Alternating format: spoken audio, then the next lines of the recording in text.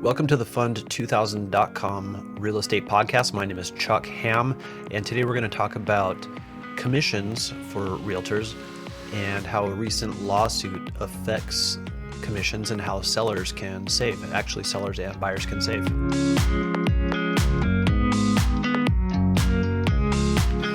Welcome. Thanks for listening. Our last episode was about this too. It's because it's really big news in the real estate industry. If you're a sales agent, I've talked to so many agents over the past month or two, ever since the news of this lawsuit came out, that the National Association of Realtors and the other defendants lost the lawsuit, which held them liable for antitrust type allegations that were found to be true against the National Association of Realtors and a few big firms, like I think it was Berkshire Hathaway, maybe some others. I could be wrong on that, but at least it was the National Association of Realtors, and the plaintiffs were Sitzer and Burnett. And they alleged that National Association of Realtors, I've got Keller Williams, Home Services of America, and I think others too, were colluding over commissions that realtors were charging. And the way that worked was through MLS rules and through other collusion practices. These firms were able to fix the commissions that sellers charged in a way that made the commissions non-negotiable or perceived to be non-negotiable, and that caused these plaintiffs to not be happy with the situation. So basically, they were locking in a contract at an early stage before there was even a buyer that fixed the commission.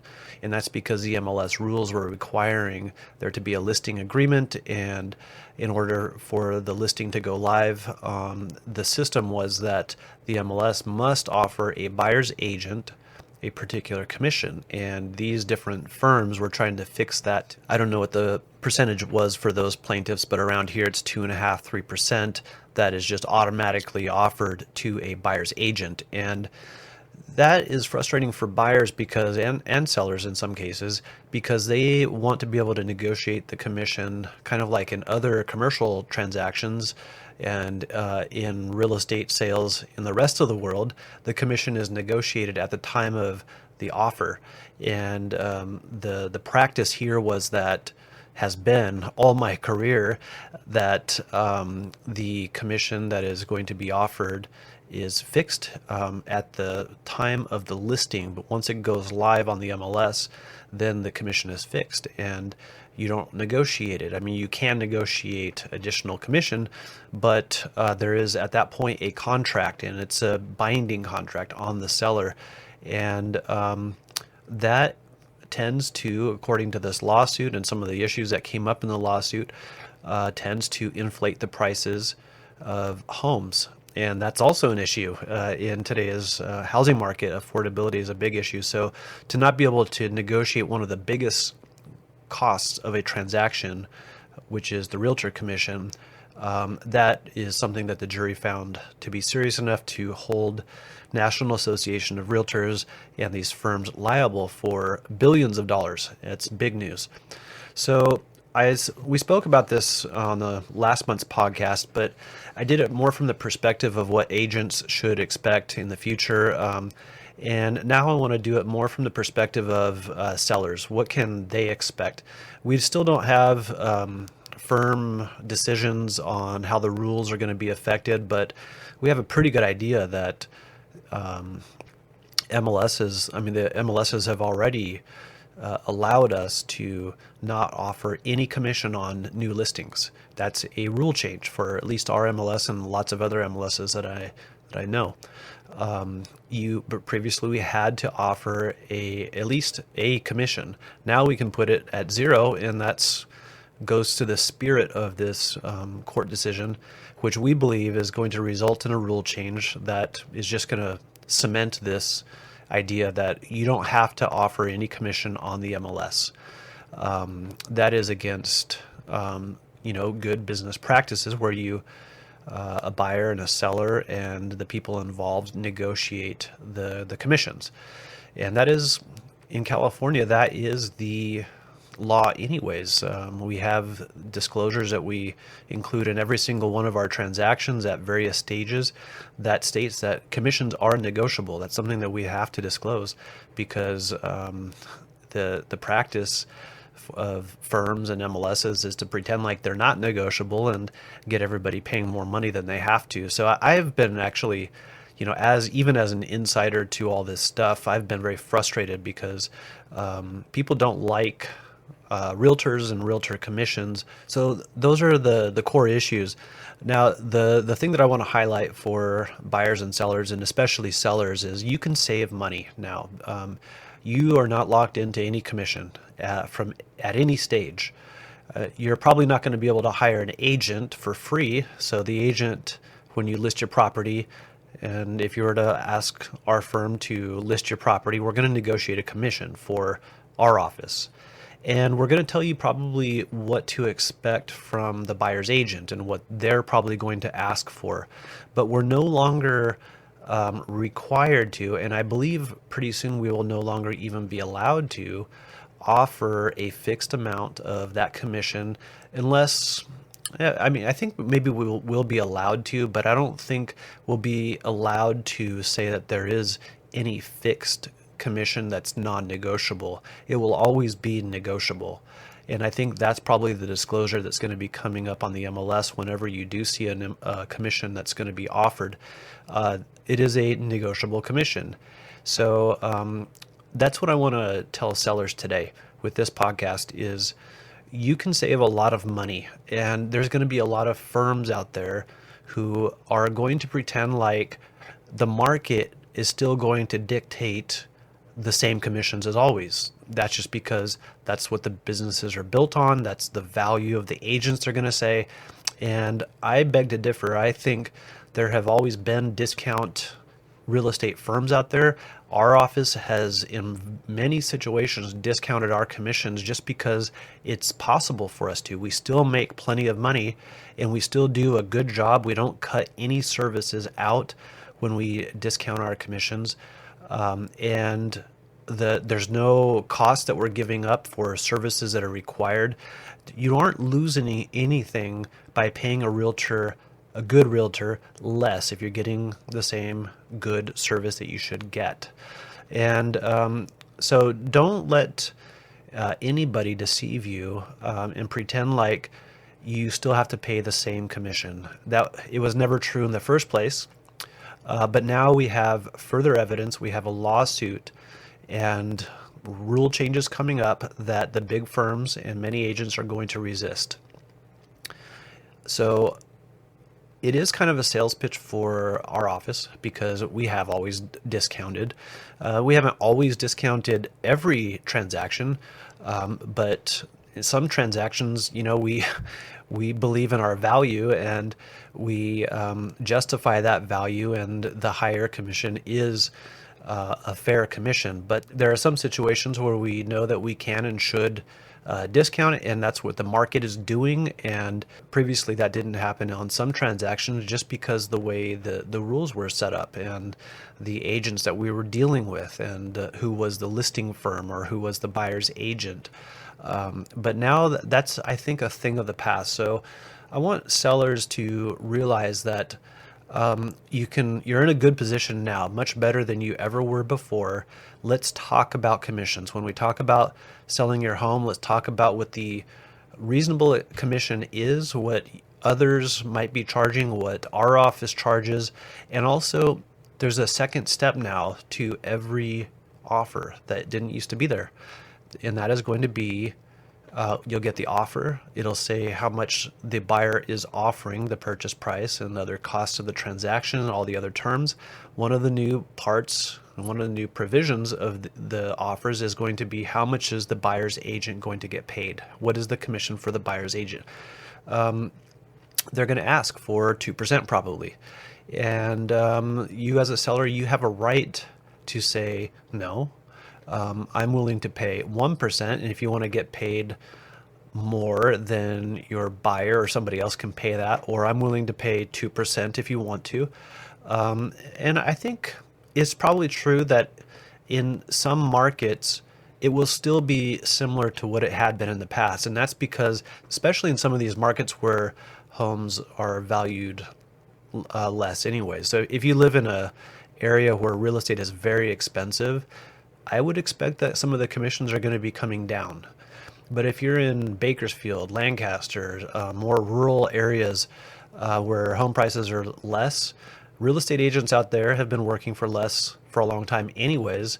And I don't think you're going to find a whole lot of discounting out there because there isn't much room to spare. They're already working for less money. I think we'll see changes on a market by market basis. I want to encourage everybody listening, if you're thinking about buying or selling a home, or if you know anybody that is, get the word out there.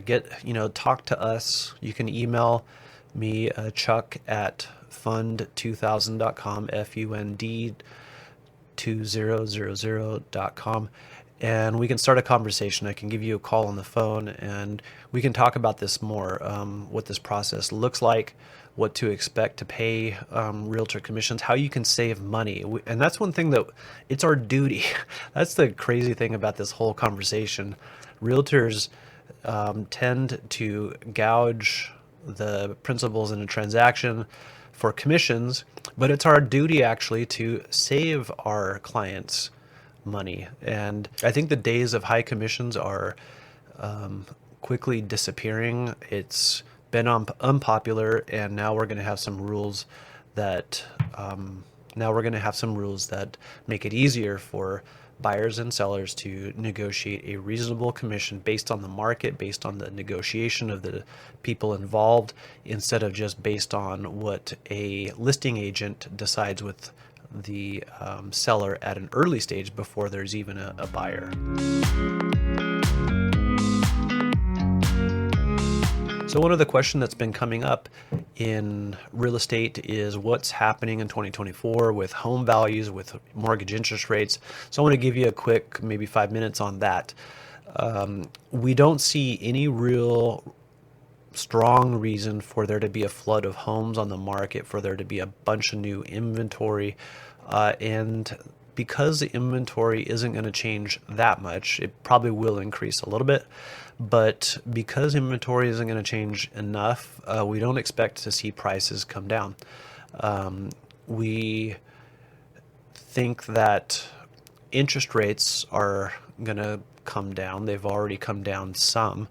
I've priced FHA loans in the mid fives, high fives, and conventional loans in the low sixes recently. And actually I haven't looked at them this week. This is a kind of a vacation week. Monday was Christmas, but that's about where they were last I looked over the weekend before Christmas. So the interest rates, that is going to loosen up inventory a little bit. A lot of sellers are waiting to be able to get an interest rate that they're going to like on their replacement property. But still not enough to get a whole lot of inventory on the market to pressure the prices down. Now, there are some markets in California and other parts of the states that have seen a little bit more inventory and homes sitting on the market for so long that sellers who have to sell have been reducing their prices. And that's been good for prices coming down if that's what you're looking for. But with interest rates coming down, that tends to activate buyers and that inventory disappears. It hasn't been a huge flood. So, I've been doing sales for 20 years now, almost. And in 2008, 2009, we had a reason for there to be a flood of homes coming on the market. That reason was people were underwater with their mortgages. They did not like having a high payment and to be paying on a property that was no longer worth what it was when they purchased it. And their mortgages were based on values, and the mortgage unpaid principal balance was still higher than what that property could be sold for today. So that's what it means to be underwater. And so that happened to so many people so quickly. And so many of these borrowers and buyers were subprime borrowers and buyers using, getting their mortgage through stated income loans, that they probably didn't belong in that mortgage in the first place. They probably couldn't really afford that mortgage in the long term. They had a short-term plan for the property. So because of the looser underwriting guidelines at the time and the situation for them being underwater and people who probably shouldn't have gotten the loans in the first place getting the loans, it was very easy for them to walk, and they did. And they did that in mass numbers, and that caused a bunch of inventory to hit the market, and that caused prices to come crashing down. And it lasted all the way till 2012, 2013, where we were still negotiating a lot of short sales. And I believe personally that it's possible that we have, something like that again, because we've had such high prices. But I don't think it's going to be for the same reason, because since that time we have tightened up our mortgage regulations. There are no subprime loans. There are other kinds of interesting loans out there, and there are equity problems out there, and there are affordability problems out there. So I do think that it is possible that we have some kind of a housing crisis, kind of like 2008, 2009, but for a completely different reason, and probably not to the scale that it was in 2008 and 2009. So for 2024, I think we're going to stay pretty much the same. I think we're going to have pretty stable interest rates. I think interest rates will probably come down a little bit, but not so much that you need to wait to buy or sell. I think when the time is right, the interest rates are going to be close enough to where they are now, where it's not going to make that much sense to wait. And if you have any questions about that, we can always run a calculation. We have special calculators that help you see and compare the cost of waiting to other factors, such as the appreciation of a home. Home prices are still going up, and we predict that they will continue going up. Other factors, such as what if you have to rent, and rents are high, and we compare it against the cost of renting. So we can run calculations for you to see if now's the right time, or when it's going to be the right time for you to buy or to sell. So that's what I think is happening. No big changes. It's a difficult market, and I think it's still going to be difficult, especially if you're a buyer. This year, we're going to start doing home buyer workshops. They're designed to help home buyers get pre-approved. If that's something you're interested in, email me at chuck@fund2000.com. The idea is to answer all your questions, go over the whole application, the whole 1003 mortgage application, everything that it's asking for, the other elements of the mortgage process, underwriting, the offers, inspections, disclosures, closing, funding the loan and closing, and lots of different things that will be probably in an evening, a few hours long, no more than a few hours, probably more like a couple hours, to fit it into an evening so that people can get their questions answered and understand the basic process. So I hope that helps. Negotiate your commissions. Talk to us about negotiating commissions. Let us compete for your business and tell you what our commissions would be, or negotiate them to see what your transaction's like and how we can save you some money. And also mortgage pre-approval workshops in 2024. Thanks for listening. Bye-bye.